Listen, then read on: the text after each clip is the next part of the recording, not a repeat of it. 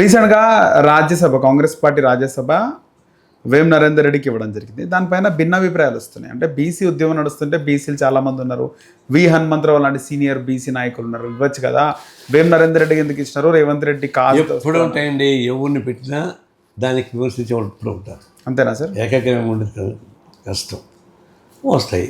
ఇప్పుడు ఈయన ముఖ్యమంత్రి, ఈయన మొదటి నుంచి రాజకీయాలు లేనప్పుడు, అంటే ముఖ్యమైన కానప్పుడు స్టార్టింగ్ నుంచి ఆయన కలిసే పనిచేస్తున్నాడు. కలిసి పనిచేసేటప్పుడు ఆయన నమ్మకుండా పెట్టుకోరా. రాజశేఖర్ ఎందుకు డాక్టర్ కేవీపీని సలహాదారికి పెట్టుకున్నాడు? నమ్మకం పెట్టుకున్నాడు.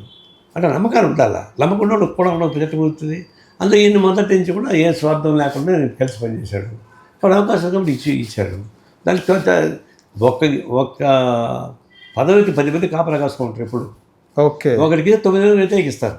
అది మామూలే. అందుకని దానిలో నేను తప్పబడ్డాను. రైట్. మంచివాడు మనిషి కూడా, soft person Vem Narender Reddy. Right. Rajya Sabha ఇప్పించడానికి చాలా కష్టపడ్డాడు. కష్టపడి కాదు, అంటే చాలా ఫస్ట్ స్టార్టింగ్లో ఒప్పుకోలేదు అంట కదా సార్ హైకమాండ్. లే అక్కడ జరిగింది. ఫస్ట్లో అదొక ప్రాబ్లం. తర్వాత రాజ్యసభ లిస్ట్ తయారైపోయింది. డాక్టర్ కేవీపీ దాన్ని పెట్టాడు. నేను సెక్రటరీకి నేను పోయి అడిగాను. ఓకే. సిపిఐ కూడా మాకు రాజ్యసభ సీట్ ఇవ్వాలి కదా, సిపిఎంకి ఇచ్చారు మధుకి, మాకు కూడా అన్నాడు. మరి మేమని అడగలేదు కదా, నేను ఇప్పుడు మేము అడుగుతున్నాం కదా అన్న.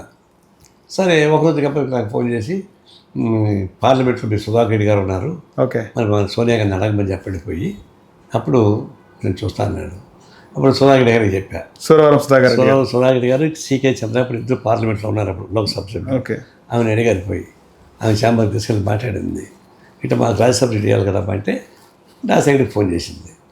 ఇట్లా సిపిఐ అడుగుతా ఉంది, ఏం చేయమంటామంటే మీ ఇష్టం అమ్మా అన్నాడు. ఓకే, ఇష్టం ఇచ్చేసామని చెప్పింది. అప్పుడు కేబీపీ పేరు, డాక్టర్ కేబీపీ పేరు దానిలో ఉంది. అప్పుడు ఏం చేయాలని ఆయన పేరు తీసేసి సిపిఐ అని రాసుకున్నాడు. ఓకే.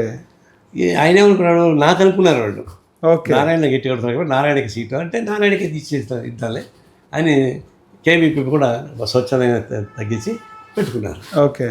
మా పార్టీలో డిస్కస్ చేసుకున్నాక మాకే స్టేట్ సెక్రటరీ ఉన్న దానికి పోం. అప్పుడు అజిత్ పాషాని మేము ప్రపోజ్ చేసాం. ఎవరు సార్? అజిత్ పాషా ప్రపోజ్ చేస్తే ఆ పేరు విన్నాక ఆయన ఒళ్ళు మండిపోయినాయి కేవీపీకి. సుధాకర్ గారు వచ్చి, నారాయణ నాకు ద్రోహం చేశాడు, నాకు మిత్ర ద్రోహి అన్నాడంట. అదేంటి మీ ఇద్దరు ఫ్రెండ్స్ కదంటే, ఫ్రెండ్సే. ఆయన రాజ్యసభ సీట్ ఆయన కోసం నేను వెకేట్ చేసి ఆయనకి ఇస్తే ఆయన అజిత్ పాషాని పెట్టాడు. మేము ఎక్స్పెక్ట్ చేస్తే నారాయణ ఆయన కోసం కొడుతాడు పార్టీకి అడిగాను. పార్టీకి అంటే మేము ఆయన అనుకున్నాం మేము అంటారు. ఓకే. అట్లా రూల్స్ ఒప్పుకోవా సార్ మీ దాంట్లో ఉన్నటువంటి అవి? అంటే పార్టీ ఆర్గనైజేషన్ ఉన్నప్పుడు సెక్రటరీ ఉంటే దానిలో ఉంటే ఇది పని చేయాలి. సెక్రటరీకి రాజీనామా చేసి పదవి తీసుకోవడం అంటే పార్టీ సెక్రటరీ మోర్ ఇంపార్టెంట్ అండి. ఓకే. ఎంపీస్ ఎమ్మెల్యేస్ పోల్చుకుంటే పార్టీ సెక్రటరీ ఇంపార్టెంట్. ఓకే. అందువల్ల పార్టీ సెక్రటరీ బాగుంటే కదా అట్లాంటి ఎమ్మెల్యే పదవులు వచ్చేవి ఇతరులకి. మేము వీక్ ఉంటే ఎందుకు వస్తాయి? ఓకే. అట్లా చేయం మేము. అట్లా వచ్చింది.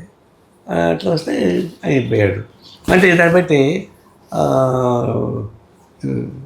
కేవీపీ లాంటి వాళ్ళకి ఇవాళ ప్రయత్నించి నా వల్ల 2 ఏళ్ళు వేస్ట్ అయింది బాబు. ఓకే. 2 ఏళ్ళ వల్ల ఆయన పేరు పెట్టుకున్నాడు. ఆయన రాజ్యసభకు వచ్చాడు.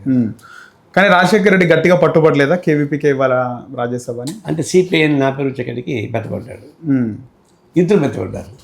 అందుకనే సోనియా గాంధీ చెప్పేసరికి ఈయన గ్రూప్ హోల్స్ ఇచ్చి మాకు మీ వాళ్ళతో మాట్లాడమని చెప్పిపోయి ఆమె నన్ను అడుగుతుంది, నేను నో అంటే ఈయన నేను పాజిటివ్ ఉంటాను చెప్పాడు. అట్లా వచ్చింది. రైట్.